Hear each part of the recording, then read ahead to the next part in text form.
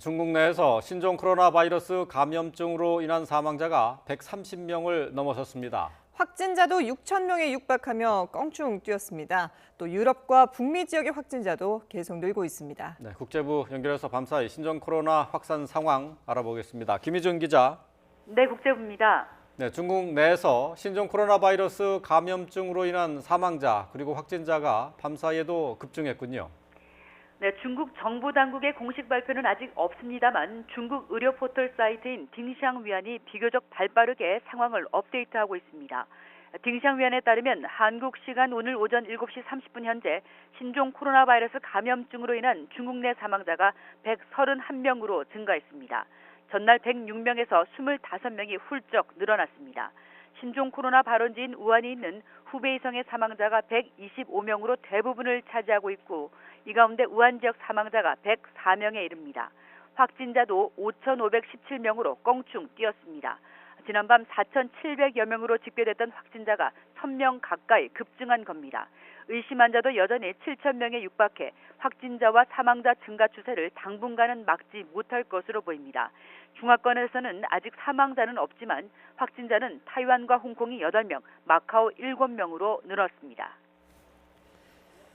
중국과 인접한 아시아뿐만 아니라 유럽과 북미 등 세계 곳곳에서 신종 코로나 바이러스 확진자가 계속 늘고 있죠. 그렇습니다. 프랑스에서 네 번째 신종 코로나 바이러스 확진자가 발생했다고 프랑스 보건당국이 밝혔습니다. 후베이성 출신의 중국인 노인인데요. 위중한 상태입니다.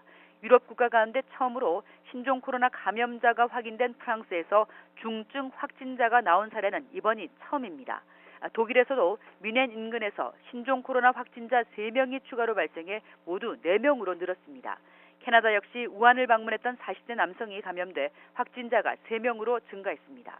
북미와 유럽 지역 감염이 확산하는 가운데 태국은 확진자가 14명으로 늘어난 등 전 세계 확산세가 만만치 않아 각국은 초긴장 상태에 놓이며 방역 태세를 더욱 강화하고 있습니다. 세계보건기구 WHO가 증상이 없더라도 바이러스를 옮길 가능성이 있다 이렇게 확인을 했군요.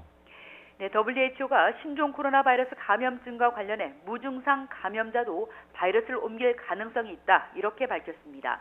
린트마이어 WHO 대변인이 유엔 제네바 사무소에서 기자들과 만나 좀 더 조사가 필요하다면서도 이같이 말했습니다. 이런 가운데 WHO는 신종 코로나 대응을 위해 가능한 빨리 중국에 국제 전문가를 보내기로 중국 측과 합의했습니다. WHO 사무총장은 어제 중국 베이징에서 시진핑 국가주석을 만난 뒤 성명을 통해 중국과 전 세계에서 신종 코로나 확산을 막는 것이 최우선 과제라며 이같이 밝혔습니다. 한편 WHO 측은 신종 코로나 바이러스가 크게 확산할 경우를 대비해야 한다고 밝혀 지난 23일 긴급회의에서 보류했던 국제적 비상사태 선포 가능성을 완전히 배제하지 않았습니다. 지금까지 국제부에서 전해드렸습니다.